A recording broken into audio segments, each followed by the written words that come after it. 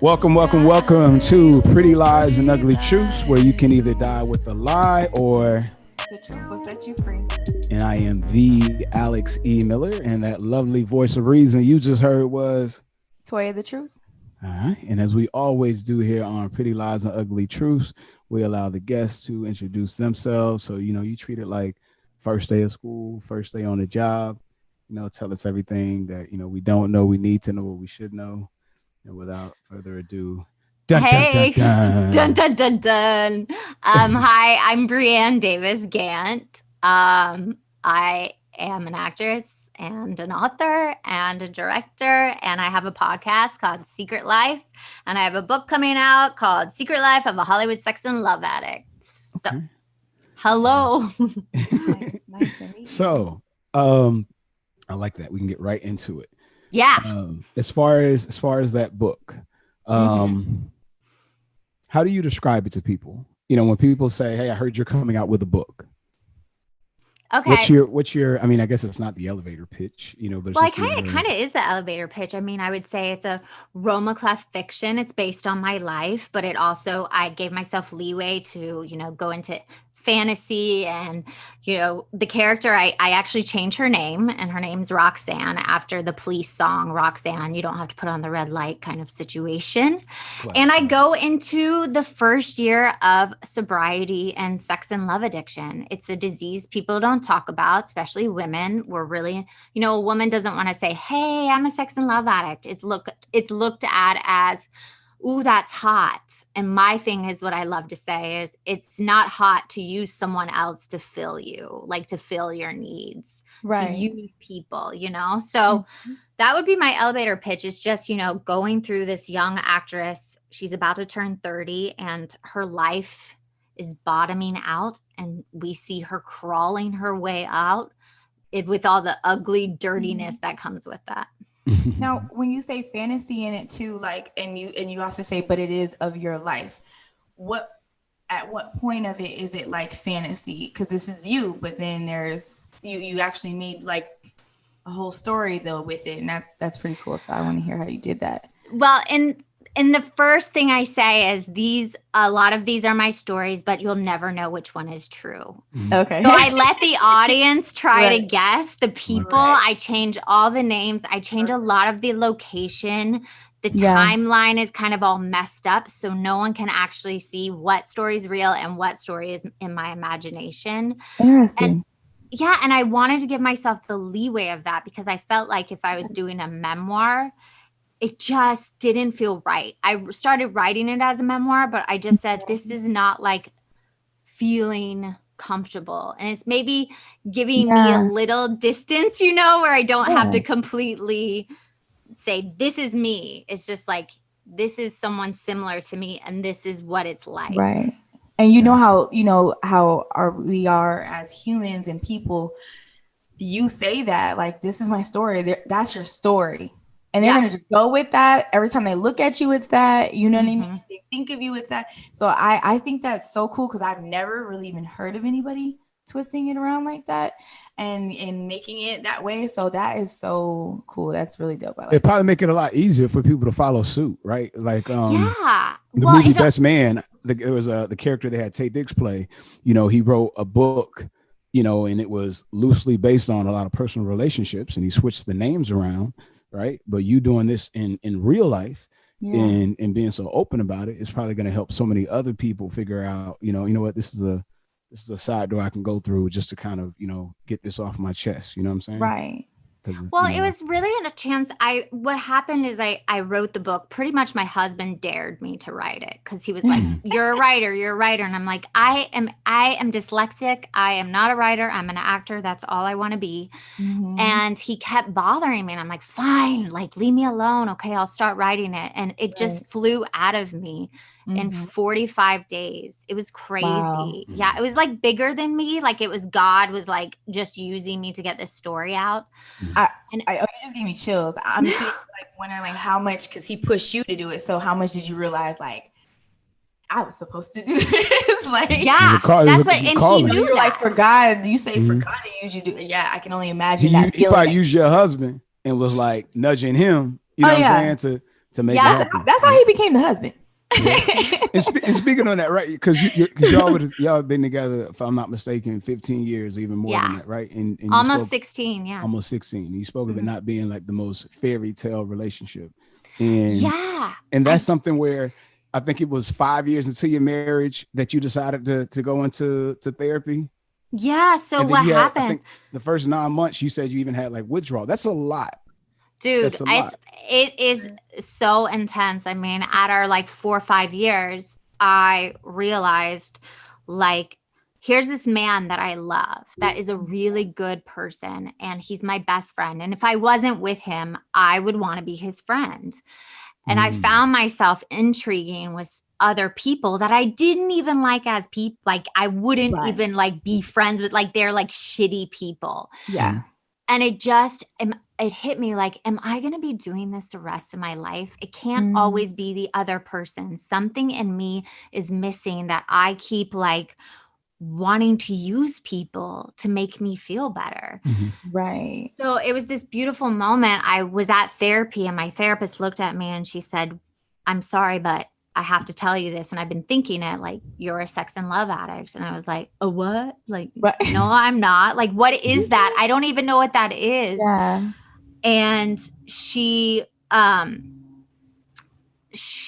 me I need to go to meetings. LA is the biggest area for meetings. And I called my then boyfriend, now husband, on the way home on the 101 in traffic. And I was like, I am a sex and love addict, like hysterically crying. Yeah. And when I got home to our place, he highlighted every meeting like I could go to.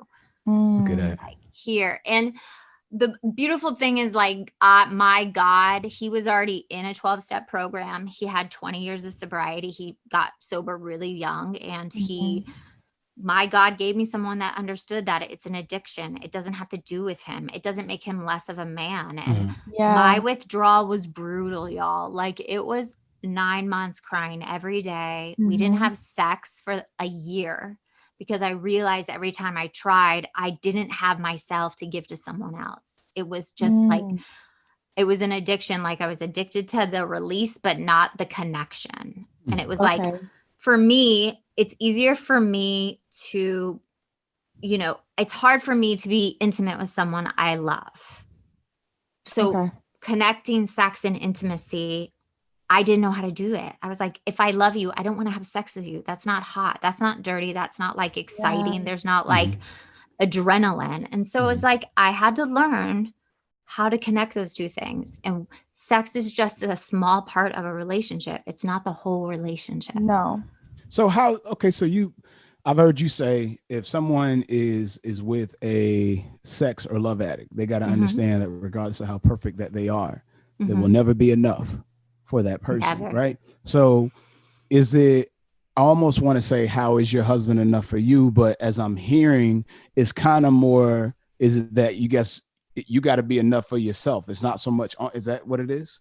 Yeah. I mean, everybody that comes in, and I have to say, when I started 11 years ago, it was a smaller group, but now it's like hundreds and hundreds of people all over the world. Wow. Like I was on a meeting and there's like 500 people on the meeting, and there's meetings in London and Bali and all over the world. It's like this thing now that's like getting bigger and bigger. And everybody that comes in realizes it doesn't have to do with the other person. It has to do with the lack of self-love. And the whole point of Sex and Love Addicts, the 12-step program, is finding your own self-love. Like my husband could leave me, guys. Like, and I would be okay. I would be sad and upset. Yeah, but of course. He doesn't complete me. Right. I mean, Jerry Maguire, you complete me. You know what I'm saying? No, you do not complete me. You are not my soulmate. Right. There is nobody that's my soulmate, and no one can complete me. That's too impossible of a task. Yeah, it is too much to put on other people, but for me and you, because, I would like to share that I have felt like I am a sex addict. Well, I had a sex addiction. I went through. Welcome to the club. Right. And I actually, my ex-husband, realized he had, before I realized myself, that he had a sex addiction, and he tried therapy and everything, and it did not work, and it did end up in a failed marriage, of course, but we obviously needed to go our separate ways to find who we were. So I can just listening to you, I can definitely understand. Mine is a little bit more different than yours, like, and I found different reasonings too as well. I don't know how it created and stuff like that. Just like it was, there's only a few people I've confided in certain things recently. This has actually been more like new founding that, like, to admit what was going on and all that other stuff. But the weird thing for me is that nobody did know, is that, and I couldn't understand. And this is pretty deep for me to say, but I just want to just be all the way honest. That's the type of person I am. It started childhood, what I went through, being molested. Yeah. And that is so hard to say, like, how did that create me to like it more? And that's where I had a hard time at first to understand. First of all, I had to, like, finally admit it.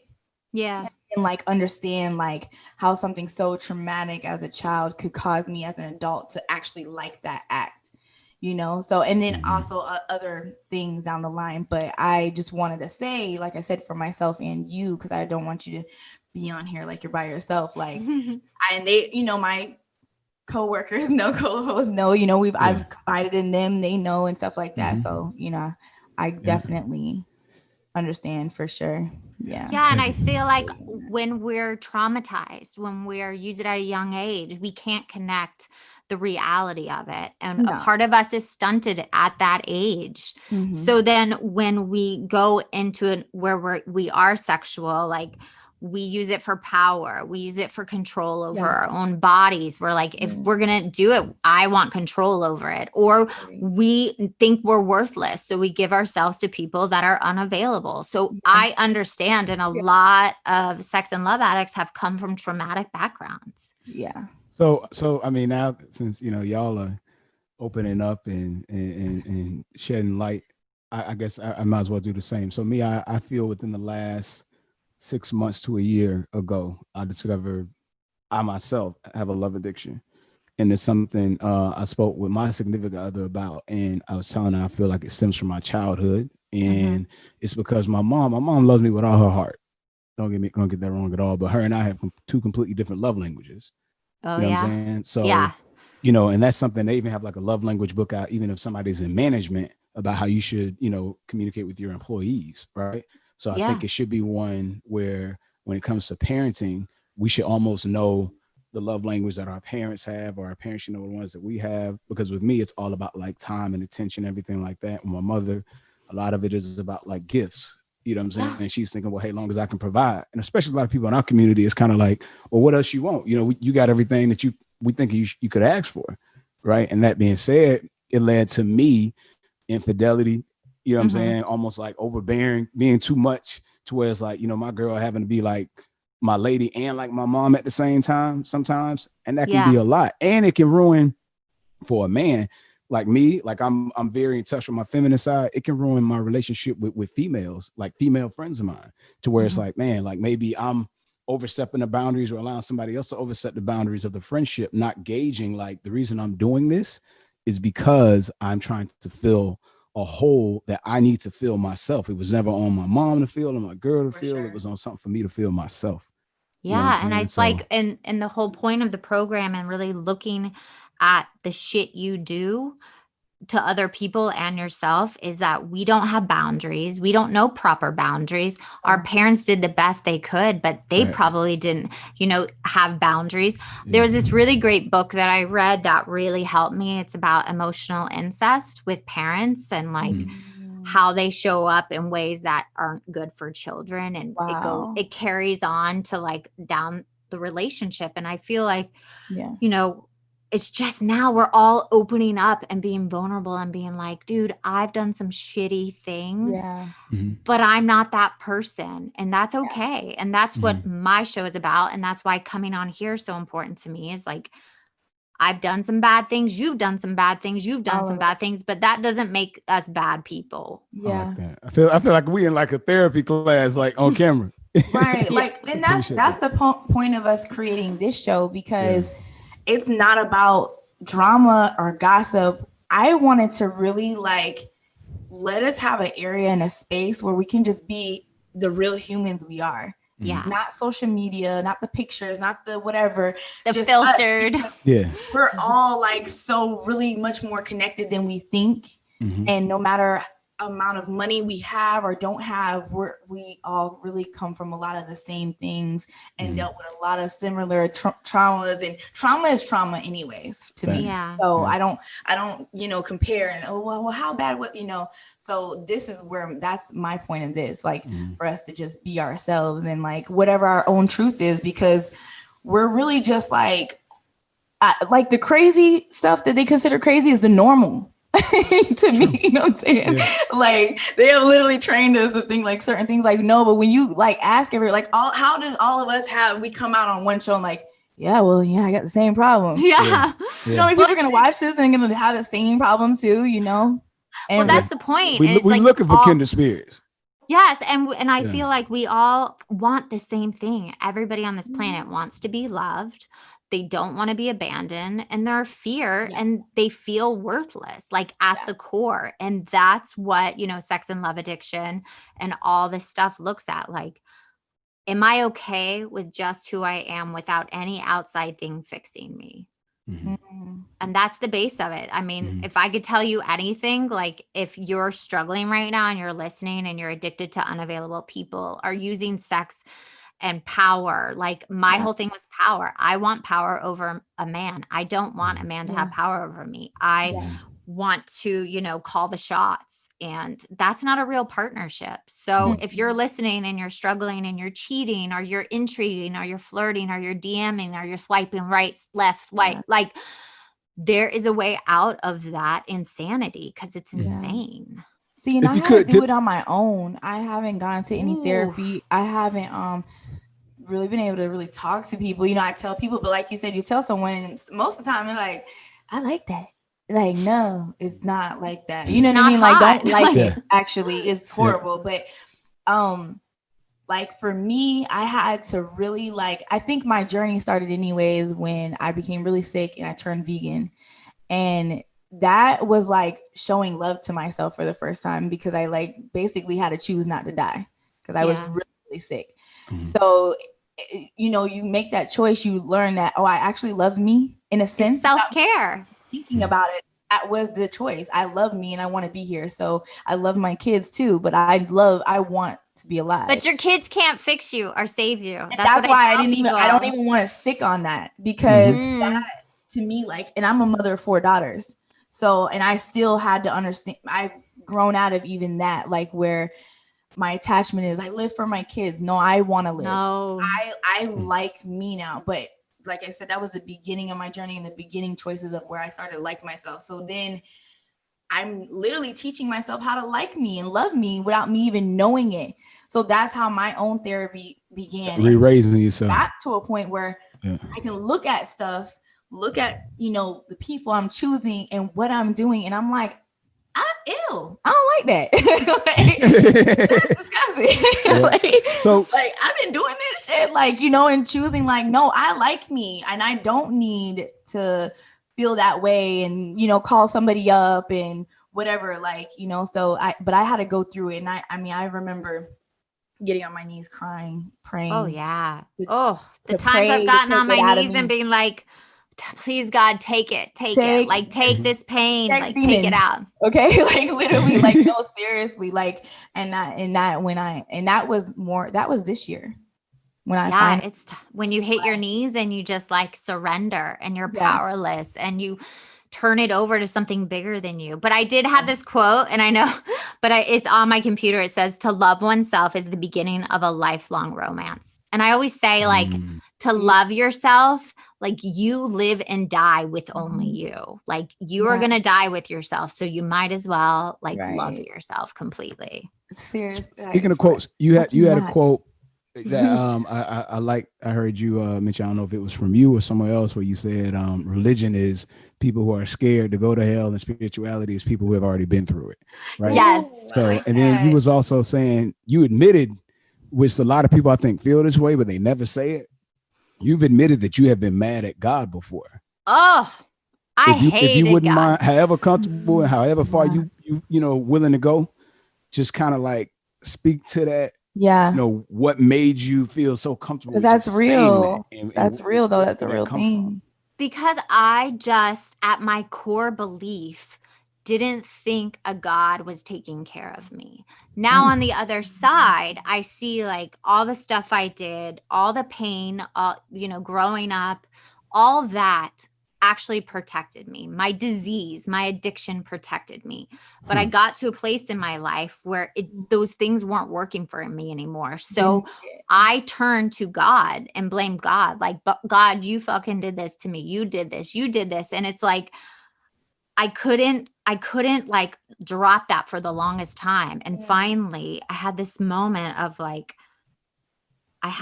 where I was walking and I felt like my hand, like something slip into my hand. And I remember like closing my eyes and it was like my little kid, like your inner child. Mm-hmm. And I said out loud, like, you can come with me now. I'm going to take care of you.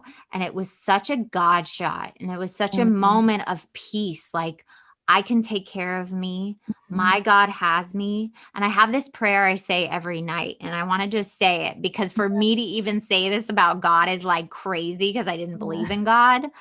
Oh, wow. I say, God, please let me align myself to your will. Let me see you come from infinite love, caring, support, and protection, good or bad in my eyes. Let me see that it comes from infinite love, care, and support. So anything bad happening in my life, anything good happening into my life, it's God now. It's not me. Yeah. Like, it's like God's taking care of me. Cause I used to believe, and this is the last thing I'm going to say is like anything good, I always did it. Like my ego, my narcissism, that self that's like, I made this happen. I'm like amazing. Yeah. Like edging God out. Who do I need if I'm the one that does completely? Yeah, for sure. So, and then if anything bad happened to me, I was like, it's your fault. You did this to me. You dangled the carrot, then, yanked it away. And it just came to a point is like, it has to be all like, I wonder if that's something, because I always just, I think a lot, like everything we do almost as an adult is something we done picked up along the line growing up. And I'm just wondering like if that was probably something you've seen in your parents or how they discipline, you know what I mean? Like where you can like, if it's bad, well, it's you. That's not me. You know what I mean? And just like found another way of like as an adult to blame something else. You know what I mean? Instead of blaming. I feel you, because it's like we'll never learn accountability. It's like, where did we get that? You know what I mean? I don't know. I think it's like having people in my life not take responsibility for their actions. Watching that. Yeah. You know, and I'm that somewhere. Southern and I'm from the South and it's very religious. My parents weren't very religious, but I would watch people that in my community that they would go and be horrible people, right? Do horrible things and then think they could go to church on Sunday and be forgiven. Right. Me, I was like, how is that okay? Like, you're just gonna. So I think it's like I had a really hard time with religion. Right. Instead of making it about a spirit, about something bigger than me. Like, I'm just a teeny little speck on this earth. And before I thought the world revolved around me, I was that selfish and self-obsessed. Right. And now it's like, I am just a worker among workers. I am just a human on this earth giving to others and not taking anymore. Right. And that's like the real flex for real. That's the real power within self. You know what I mean? Like to use that, like where it's not just being conceited and like egotistical. It's just like, no, I'm here to just be one with everybody else and do my work on earth. And that's really like where it means the most for real. I think it's a lot of booby traps though. Like I'm not trying to make excuses, but it's a lot of booby traps in the world that make us irresponsible, to make us do a lot of stuff that, like, I remember one time I'm set up for that. Speaking of like the love addiction thing, right? I remember I was telling one of my homeboys, I'm like, I've been living right. You know what I'm saying? Like, and when I was speaking to that, he was like, one time he was like, it's because you ain't been nowhere. And I'm like, well, damn. You know what I'm saying? Like, I've been places, but he's just referring to my lifestyle is different. But I was kind of like, well, maybe that's what it takes. My lifestyle to be a little bit different. You know what I'm saying? Think to myself, like, maybe it takes for me to not put myself in the environment of certain stimuli that I know, you know what I'm saying, is not susceptible to me living the way that I need to, you know what I'm saying, for me to be the highest version of myself as a man, you know what I'm saying, fulfilling what I need to in my career, my relationship. And what that takes me to is with you spoke of social media doing that to us. You spoke of, you said, I'm big on that. You took a whole year, like a year diet from social. I never heard nobody do no shit like that. So I'm just, if you wouldn't mind, speak to what clicked in your brain to be like, you know what, I'm finna take a year off. Okay. Well, I honestly believe, and I know people are going to hate me for saying this, and I even use social media for my job and stuff, but I feel like it's destroying this world. Like, absolutely. God, hands down, it is so toxic. It's actually more addictive than drugs and alcohol. Like, at this point. Yeah, it is so addicting. And it's our biggest drug. And the compare and despair that can come up for you. And it really hit me one day. I just had my son, and I remember I was so happy, and I got on Instagram and I like looked for probably a couple of minutes, and I saw something, and I don't even remember what it was, but it just, my entire mentality just was like less than, like, I shit all over that moment with my son. And I'm like, what am I doing? Like, this means nothing. This is all filter. This is people's outside filter lives that are not real. And I'm comparing it. Yeah. Right. So I said, you know, this is not healthy for me anymore. And I took a year off, and honest to God, it was the best year ever. I was at such serenity and peace. And the beautiful thing is, now that I'm on it again, my husband and I have rules. We like barely go on it. We'll just go on to like check things. We have rules because it's just so toxic. It's that serious. And I don't care who I don't care who believes it. I don't care. I do it for myself. Like, just recently, I started a Facebook when we started this, because I hadn't had Facebook in 4 years. Yeah. But I was still feeding myself through Instagram anyway. So I was still getting a dose of it no matter what. Yeah. But I feel that though Facebook is the most toxic for me.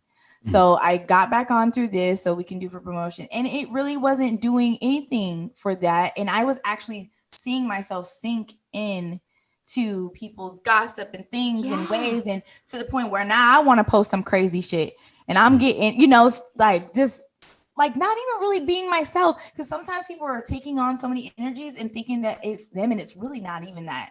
You know, well, it just spreads bad information. But I think the main thing that's so toxic, it's a false sense of intimacy.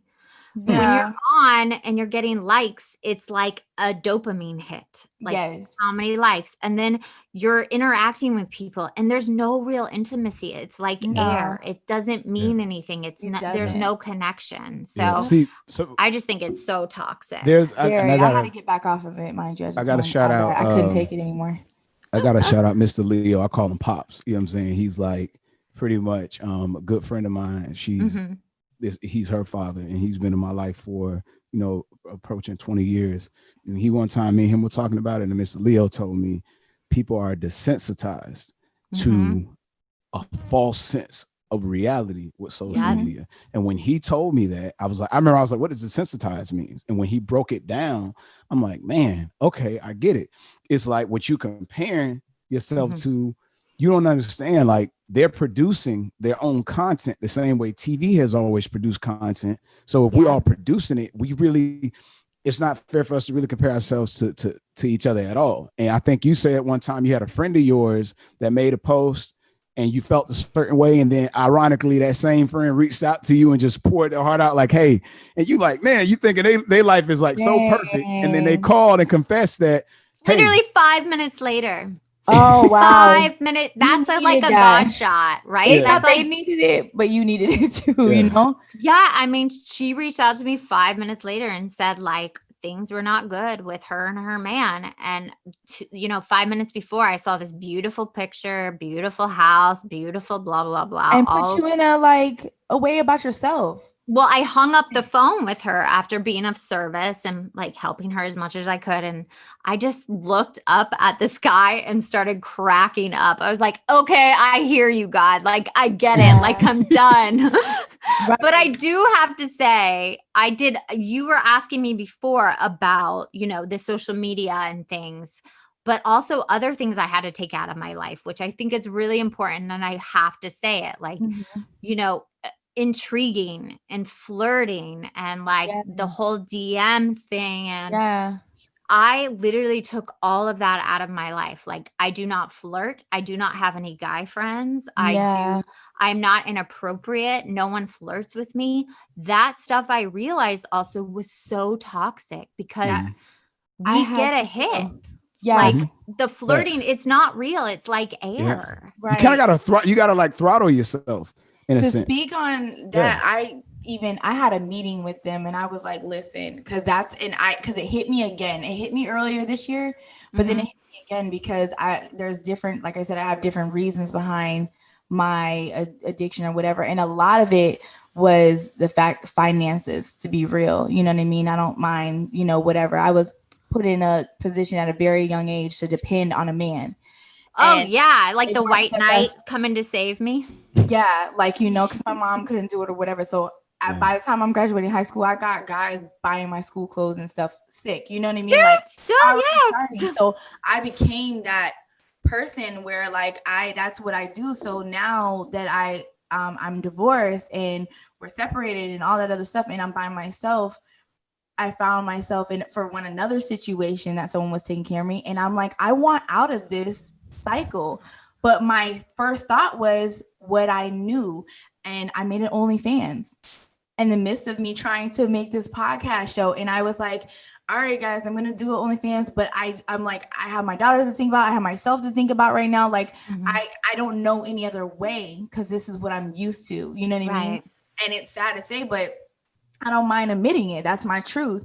And it hit me again because I just knew inside it just wasn't right because that's a part of something I'm trying to get rid of. So like you said, the flirting and all that, like, so now I'm exposing myself in a way that this isn't truly comfortable with me. I can make it look like that all day long. Like this is, I am that girl. I'm that hot girl. Yeah, like I'm the sex, you know, whatever. And I'm like, but that's not, I had to do that for survival. I had to do that. Yeah, that's survival. A mask. That's like a mask you had to put on to survive this world. And it's not working anymore. I told him, I'm like, I need to redesign everything. I'm like, I'm not promoting that anymore. And I even talked about it with my kids when I started the OnlyFans. Those are, I'm very real with my own children. You know what I mean? I don't even play with them. They have to deal with that when they go to school or talk to their friends. So I needed to talk to them about that. And even though they, in their own minds, because they're on social media and they know what the hell is going on these days, they were like, okay, whatever. But still, it just wasn't good enough for me. I'm like, even in the sense of being real with my own children, it's still, I'm like, no, this is not, I have to get rid of this shit, like, completely out of me. And I don't want to be looked at like that now. How can you give away your sexuality if you don't even own it yourself? That's the thing. It's like that's a bar. Exactly. You know, like I can't do that either. And there was there was a moment I was doing a movie out of town and there was like a sex scene. It wasn't like horrible, but it was like my second year in the program. I was just getting like my sea legs and like, oh, this is how my new life is. And I remember being on set and I had to do this like sex scene. I was like, I don't want to do this anymore. I don't really want to do it. Like this doesn't feel right. Like it's almost like makes you sick. Yeah. So I get it. It's like it doesn't work anymore. I can't turn. I can't. And I used to be so friendly in the DMs. That's why I know exactly what you're saying. Friendly, and I don't even want to, and I just do it. It's like so natural. Now I'm like. And people won't even understand how serious it is, but I'm like literally stopping myself from answering someone. I'm like, don't look at it. Don't even look at it anymore. Like it's like the little angel on your shoulder being like, Toya. Don't do it. Walk away. But I'm coming out of that. Turn it off. Like thing, but it was fine. It just hit me, and I'm like, everything must go. I don't give it. Everything must go. Everything, but anything that can attach me to that, I gotta get rid of it. Yeah. Like Speaking of being attached to things, so I know, Brianne, you said you got a tattoo on your foot that says "Just Be," right? Mm-hmm. And you have spoke about. I heard you make a statement where you said usually when somebody's career is skyrocketing, something else isn't good, right? Yeah. Yeah. So you being as driven as you are, you even spoke like you've admitted that you're so driven, no matter what you accomplish, at times you feel like it's never enough. So I'm wondering, like, how do you juggle that juxtaposition, right? To be somebody that no matter what I do, it's never enough. But at the same time, you want to live truth to your tattoo that says "Just Be." How do you juggle that? You know what I'm saying? Especially in the field like you in. Okay, two things. Everything now I do is not for my ego. It's to carry the message. It's to entertain. It's to, like, if I take a job, I'm there to be of service, to be one of many. Like, it's not about me. That's the first thing. And it's gratitude. It's gratitude. That is the only thing that gets your feet right where you are. And it's like gratitude. Yes. There you go. So that is what has helped me stay driven, because I'm just a driven person. I'm juggling tons of stuff. But I also know, like, it's gratitude what I have right now. Like, my life is beautiful. If I get more, that's great. If I don't, that's okay too. Can I live in what is now? Can you believe that's a huge digest in this moment before you could take in the next one? You know what I'm saying? Make that decision is gratitude, because I had to understand that, bitch, you're tripping. Like, I too. Like, you mean, like, what did you need again? Why are you doing this? I had to be honest, like, for real. Like, there's some really, like, I had to be really, like, okay, it wasn't the best or my own, like, I just made all this money on my own and I'm so successful. No, it's not, but I'm okay. My bills are paid. I have a car. My kids are okay. We have what we need. There's like nothing I need. Now there's a whole bunch of shit I want, but I got everything I need. And that was I swear, I had a bunch of shit that I wanted and I wasn't happy. And I think the big thing with being in Los Angeles, with being in the 12-step world, which a lot of actors, a lot of big people are, you're sitting in a room in a plastic chair in a circle with 80 other people. You look next to you, it's a huge celebrity that's on their knees crying, like miserable. And I'm the one that gets to help them and say, like, you're going to be okay, but you have to, like, go away from whatever you're doing, get away from the porn, get away from the prostitutes, get away from that girl that keeps cheating on you. And I get to be of service to them. So it's like a constant reminder to me that you could have everything in the world and still have nothing. I've been saying that for so long. I'm like, listen, it doesn't matter what you got. We all die. We're all put in the dirt together. All put in the dirt. And like I said, there's people going through it in a mansion or living in a box. It don't matter. We are like too much of the same. And I think it's just, I'm telling you, that's the point of the show. Like, let's get real. Let's really tell the truth. You know what I mean? Like, it's cute and all, like, to have this or look like that or whatever, but let's talk about what's really going on with us and start healing. You know? You spoke of not feeling that you could afford therapy, and then, like, out of nowhere, I think you said like a week or two beforehand, that was a feeling, and then you find yourself being able to go twice a week. For almost 4 years, I went a lot. Could you differentiate sex addiction and love addiction? The reason I'm asking that is because you hear more men say they have a sex addiction and more women say maybe they have a love addiction, right? But then you look at our situations where it's a swap, where y'all, you have sex and love, right? Toya spoke on the sex addiction, and I spoke on you're the love first addiction. time I heard love addiction, Alex. I wanted to tell you that. So I honestly feel like people don't know the difference between the two. If you wouldn't mind just kind of differentiating that for someone who may be kind of thinking as they're watching this, wow, I think I might be an addict, but I'm not sure exactly which one.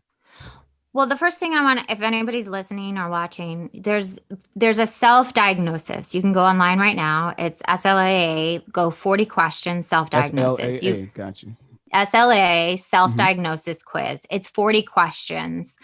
And it takes you through all the things. And I'm not going to tell you my number. It's in the book. So you'll have to get the book to find out. But it's a good number.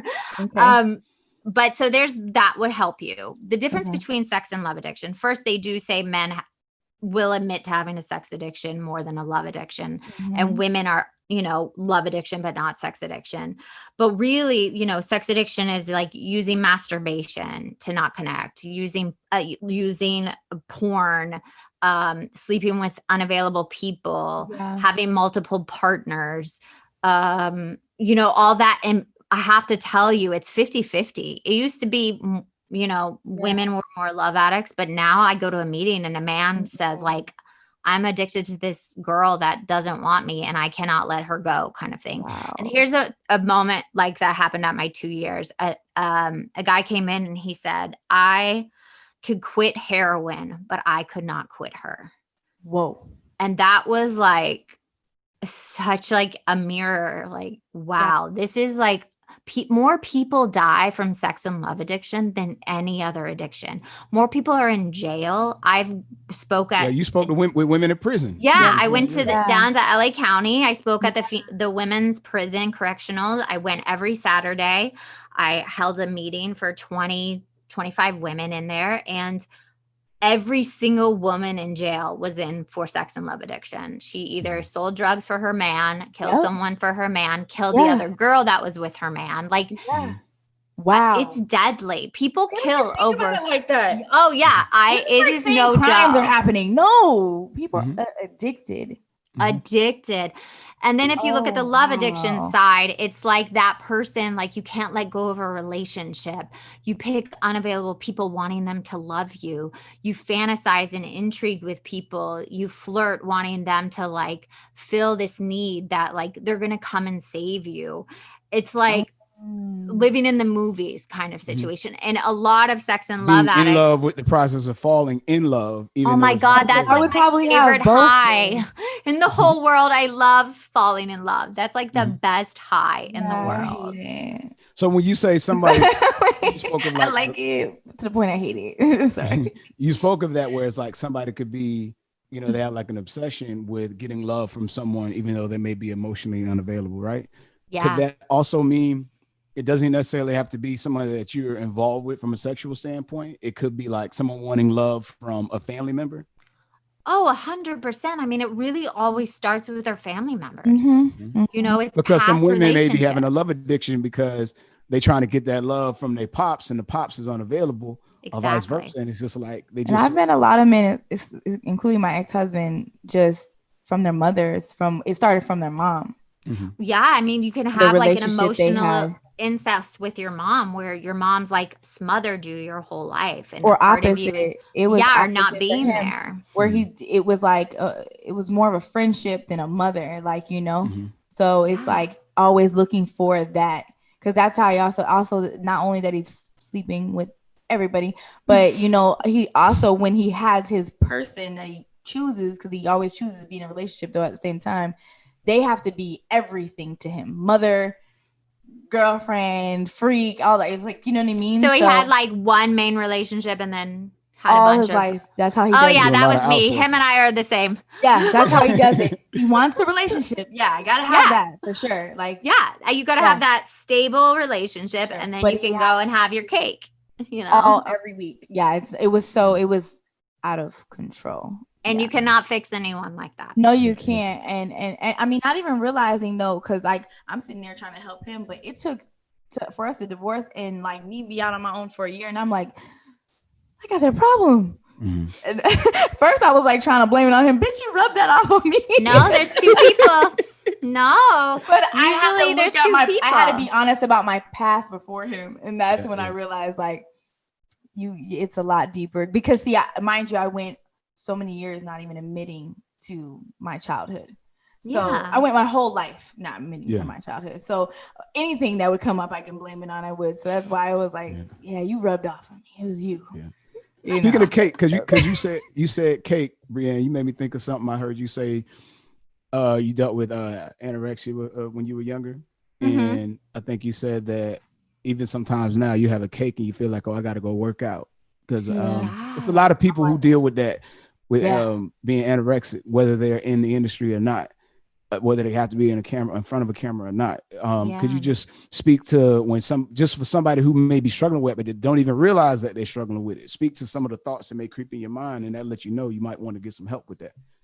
Well, I feel like, with any eating stuff or shopping stuff or gambling or, people go on online, it's like, we do these things to get outside of how we're feeling. So say if I have a piece of cake, the immediate thought is like, I shouldn't have had that cake. Yep. I'm going to my jeans aren't going to fit. Like I'm worthless. Yep. Like no one's going to love me. It all stems to the same thing. Yep. It's crazy the addict mind can do, but that's abusive. It is abusive to do to yourself. Like you cannot have a piece of cake.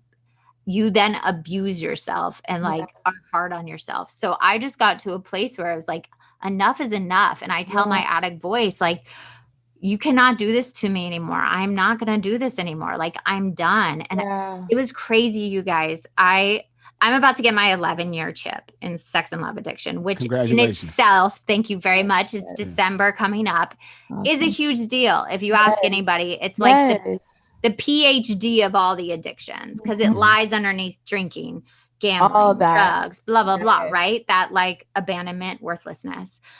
And they say, I always like to say this, like, AA is like the last house on the block. SLAW is like the shack in the back no one wants to go to. Like it's the place you do not want to say you are a member of.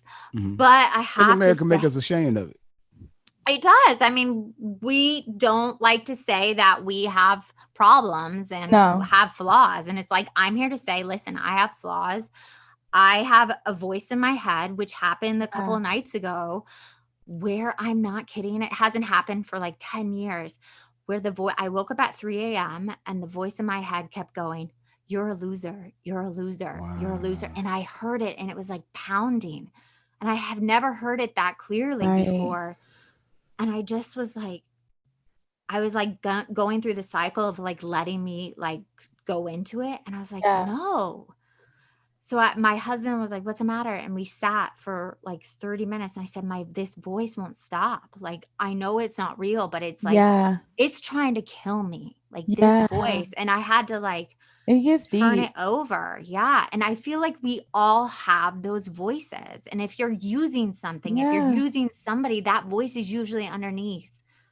So if you're struggling, like with the way you look in the mirror, or your jeans being tight, or that guy not loving you, or, someone giving you too much love, it's like, we have to get to a place where we are okay just as we are. Like, because I even go through that with the food thing.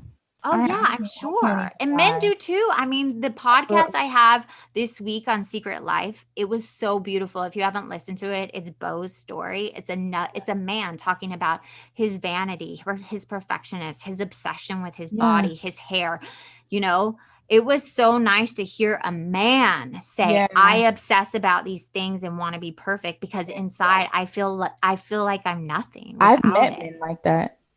I love it. And I love that someone giving a voice to it and saying, I do these things and I don't want to be trapped by my vanity. He was free. He was talking about sucking his stomach in and all kind of stuff.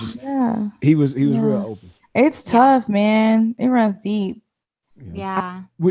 You got a chapter in your book coming up. The Secret Life of a Hollywood Sex and Love Addict. Did I get the title right? Yes. You got a chapter about adulting. Adulting up.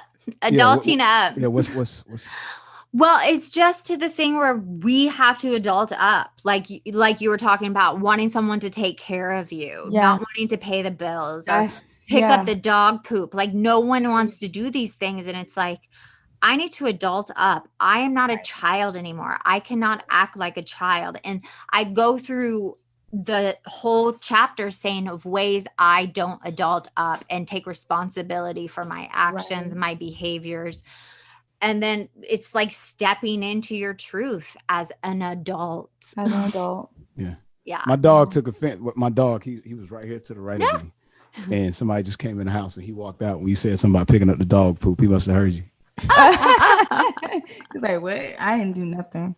Yeah, it's so crazy. He heard somebody at the door, but it was right when he said something about the dog poop. You know, he was but that's a good one, and I think that needs to be talked about like in the beginning of things too as well, because everybody, for someone to get told that like be an adult, you're like, oh shit, yeah, you're right, damn, like gut check, like, gut check. Damn, you're right. Yeah, that's what comes with it. And like it's even bad. Like even my daughter is like, it's just us girls. So like they'll be like, we need a guy here so someone can take the trash out. I'm like, no, we're good. No, you pick up that trash yourself and take it out yourself. Yeah, yeah. But it's learned.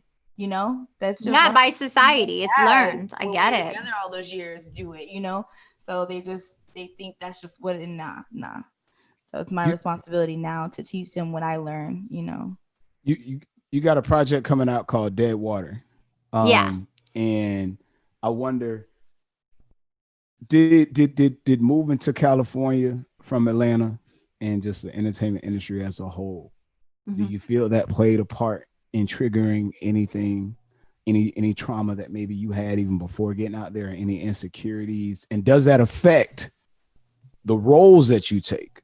Because the way I'm looking at it with Dead Water, right? As I'm looking at that, I'm like, okay, I don't feel like there's too much of a romance element to it when it comes to your character. Does what you have went through in Hollywood and all this as a whole, do you think Hollywood is playing a part in a lot of that? And does it affect how you approach your career now? Well, I have to say, you know, TV and film, I was a latchkey kid growing up. So I went into fantasy with TV and film. That was like my family. My parents, one of them was working, one of them was not there.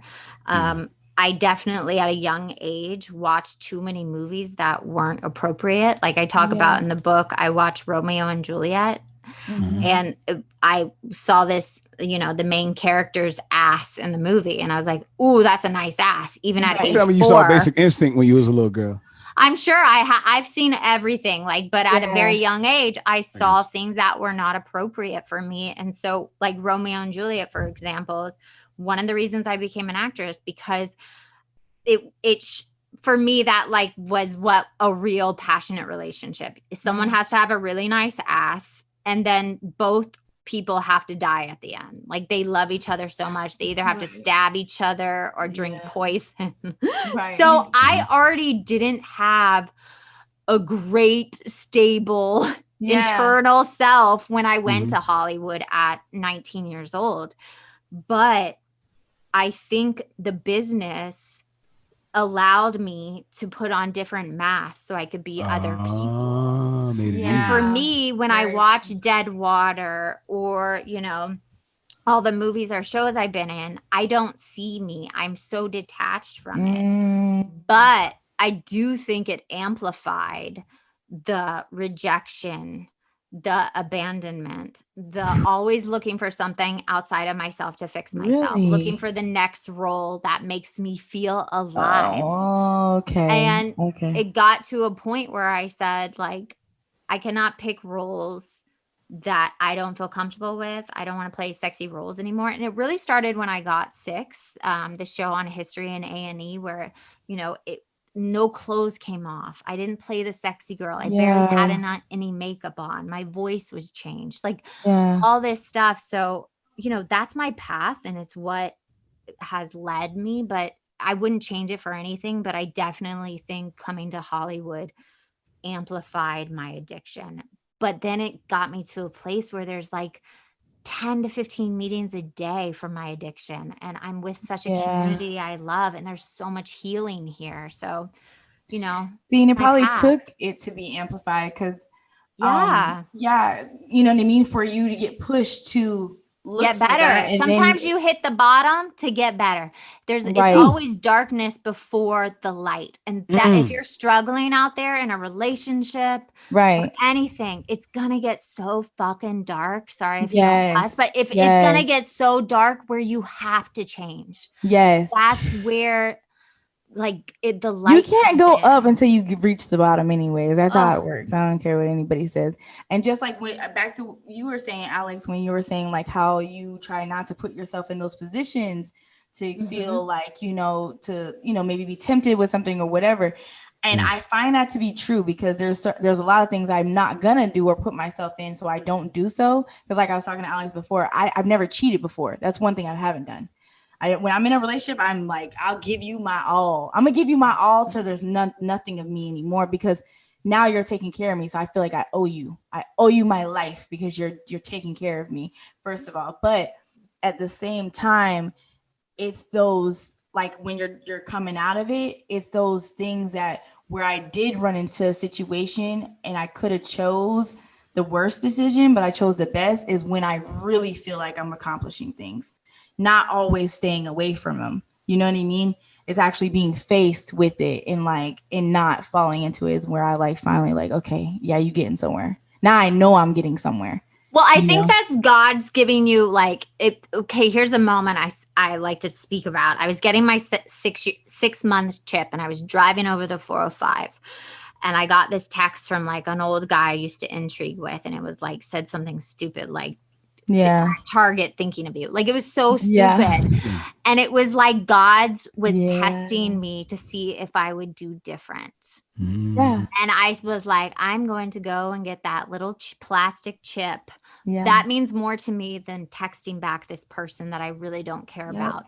So I feel like you first have to withdraw yourself. For sure. Any situation. You can't test yourself out because it's the first week you decide not to do it. You have to learn new tools. So if you are struggling out there, like, you can't do different if you don't know different. So go to therapy. There you go. Go to a 12-step program. Yeah. Find some new tools so that when you're faced with these things again and you accidentally come up against them, you can do different. And and I think that's what I was trying to say. It's after the fact of already, working on it and finding those things and finding myself that where I could feel like accomplished later, not in the beginning at all. Like, I don't suggest that, but don't ever tempt yourself when you just stay away from the club, stay away from Instagram, stay away from the DMs, turn that shit off, turn the comm. Any of that stuff is just going to take you down. Yeah. For real. I have to ask this. I'm not a female, but I've heard about but I've heard about women dealing with postpartum. Yeah. And you admitted that you dealt with that. I think you said it took a couple of years before you felt like you was in your own body, right? Right. Just listening to you, especially the things you were just speaking of. Do you think your sex and love addiction and certain stimuli, did that have something to do with your postpartum? Probably not. I mean, I think when you have children, chemicals are released and taken from you to create that child. So you just don't, especially if you're breastfeeding and doing all that, you don't have that part of you anymore. And it takes years to come back. Right. So I don't think, but I do have to tell you, I am a better mother because I'm a grateful sex and love addict. Like, I don't use my son to fill me. He doesn't say, Mommy, what's wrong? Like, I don't try to fix my son when he's having feelings. Like, being a grateful sex and love addict with how much recovery I have makes me such a good mom. And that to me, just like, I am so grateful. Right. Just for that. Like, I'm not carrying on the things my parents did to me and their parents did to them. And like, that's the best gift. Like, and I'm doing that in my own way too. Like, I don't know the best way, and I don't think any of us really do, but I do take a lot of the things that I didn't get or I, did get and I don't give or I'll give, you know what I mean, to my children for sure. But I can. So it's a thing. So pretty much it's a time where we can over coddle. Is that kind of what I'm hearing from y'all? Yeah, I don't over coddle my child. If he is like having a meltdown, I don't try to fix his feelings. I don't try, I say, have your feelings. If you need a hug, come and give me a hug. He also doesn't run the house. I, as a child, feel like I ran my house. Like, it was all about like me, and he does not run the house. He does not govern my husband and I, like. I think carrying on those things, I also don't use him to make mommy feel better at all. Like, that was so it's women doing that. Oh, 100%. Is that what we have with some women? Is my kids like that? Is that what some women say? Like, that's toxic. Is that the thing where you got some women that'll say like, I don't need a man. The only man in my life is, and they'll put up a picture of their son on Valentine's Day? Toxic. No, because So the son, that's so much responsibility for a child. For a A child should not complete a parent's life. Absolutely not. And when I'm dealing with my stuff, I don't own my child. He is not mine anymore. I gave birth to him, but he is his own person. Yes. And I feel like if I didn't get healthy for myself, if I had a child, I'd been like, you do what I say. I gave birth to you, blah, blah, blah. You know, like I'm in charge. And it's like, he is his own person. He doesn't dictate. He is a part of the family. He's not entitled to everything. He can, you know, so I just feel like just doing this work on myself and getting better for myself is carrying down to my child. See, now I didn't, and I have to be honest, I didn't realize. I know it's not to do like spoil your kids and all that. I know that's like not the best thing to do, but my youngest, I got that problem. So now I got something else. Now you got to figure that out. I'm like, damn, as soon as you said, I was like, oh shit, because I definitely have a mayor, president, and all kind of shit with this one, and I try to like, because I'm looking at myself sometimes like, you're dead ass wrong, like this is not how you're supposed to do this with her, you know what I'm saying? But I guess I just really never heard, like, me hearing it from you and hearing it from the outside, you know, someone else, and like okay, yeah, then I need to go ahead, because you almost don't sometimes know if it's okay, like, you know, like not to be that way with them and all that. I don't know, you know, like, because I guess because I didn't get that. So it's like, and she's my youngest. And so we overcompensate. We can't overcompensate for what we lacked.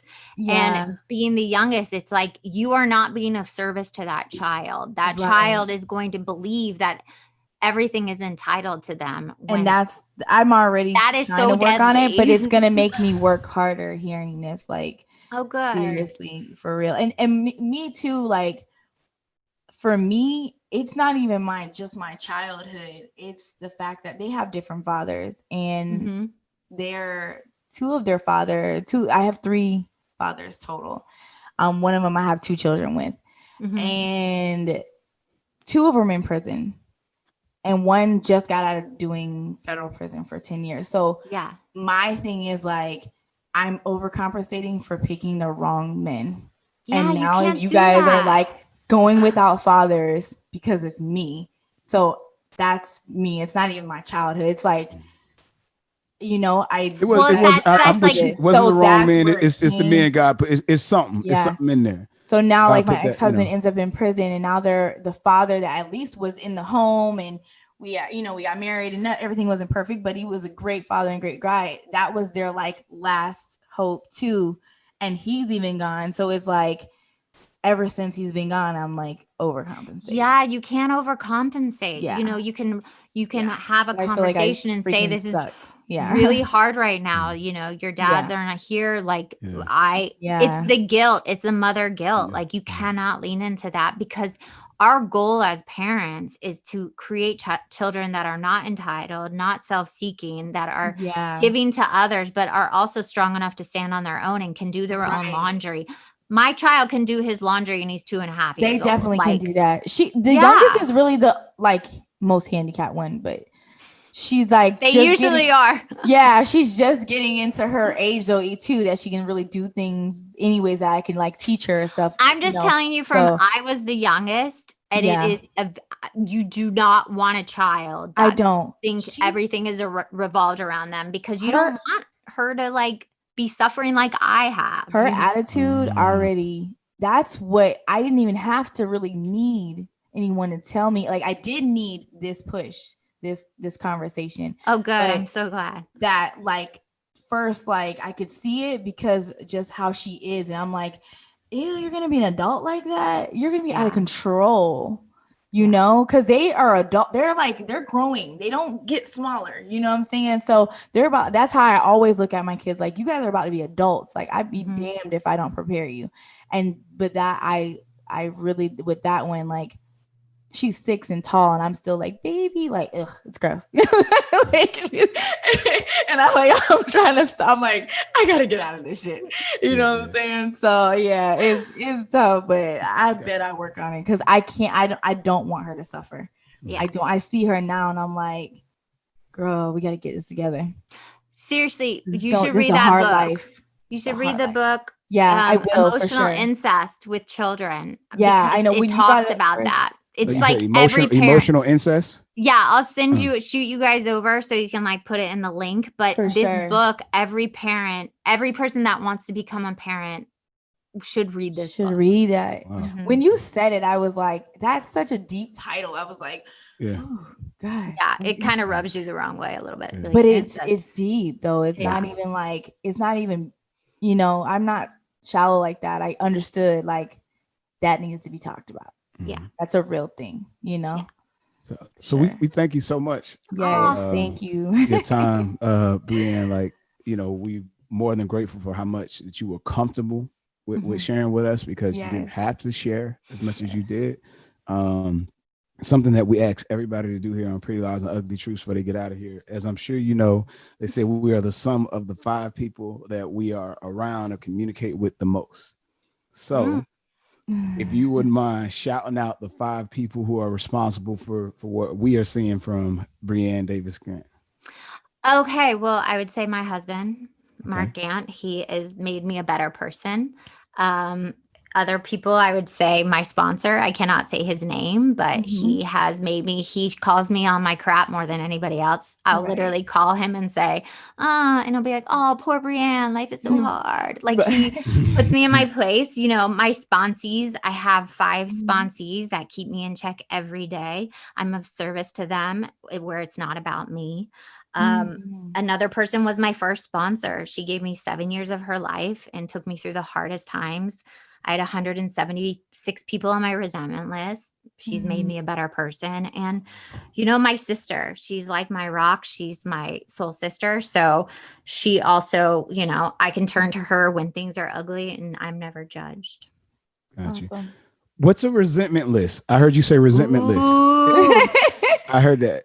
But I got something in my mind on what I think it is, but I don't want to. Yeah, so I'll leave you with this. It's step 4. You have a resentment list. You write all the people you have resentments of, and then it takes you through this process where you see like this person did this to me, and then when you get to the other side of the page, you see that everything you did to them you probably, you know, were a part of, and you get to see your character defects, which are, you know, perfectionist, we talked about, compare and despair, jealousy and envy, narcissism, egotism, all that stuff, all those isms. So you get to see on my list, I had 176 people.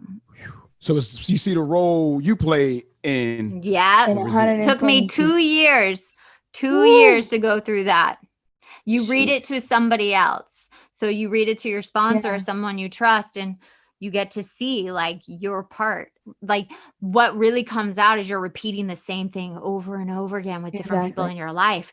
And I threw the book down one time and I said, I am just reading the same thing over and over again. They're like, that's the point. Ooh. Like you just put a bag over someone's head and played the same thing over and over and over again. And it was such a powerful thing to do. I got chills. Jeez. So come join the program, or, you know, it's such a beautiful way to live. And I do want to say this. I know we're getting off. I would not trade my life for anybody's life now. For sure. I would not trade the pain that has come out of me during the last 11 years, because it's gone. I'm not carrying trauma. I'm not carrying, you know, self-hate anymore. And it's so freeing to live like that. It is. Definitely is. So it's been great to have you. You are awesome. Thank you so much. One thing you could do, was no such thing as a shameless plug here at Pretty Lies and Ugly Truth. So you can end it with shouting out anything that you want to shout out that you got going on, where people can, you know, invest in your brand as a whole, whether it be from acting to now being an author. Yeah. You can add that to it. So shout out hashtags, @signs.coms, whatever. You can take it away. Okay. So at the Brianne Davis, that's my Instagram. I will respond if you ask me questions, if you need help. You can also go to Secret Life Podcast. That's my podcast. It's called Secret Life. You can hear it anywhere you hear podcasts. We just got accepted to Pandora, which is amazing. Nice. Yeah. And, you can reach out to me at secretlifepodcast@icloud.com. If you want to come on the show, we can change your name. I have a lot of people I don't know. Talk about anything, eating, suicide, anything at all. Please reach out to me. And then also, I have the book's coming out, Secret Life Podcast of a Hollywood Sex and Secret Life of a Hollywood Sex and Love Addict. And it's going to come out. And it's just telling you guys first, is February 14th on Valentine's Day. And my birthday is February 10th. So I'm definitely getting it. Oh my God. That'll be my birthday to myself. Yeah. And then I have a movie coming out. I don't know the title yet. And, a bunch of stuff, just pipelines, just plugging along. Stay tuned. That's what's up. That's what's up. All right. Well, anybody that's listening, make sure you go lock in with everything she got going on. It's obviously value. Everything you gave us, I almost feel like we owe you. Right. Bill us. Yes. Thank you. Thank you. Thank you so much. Thank you guys.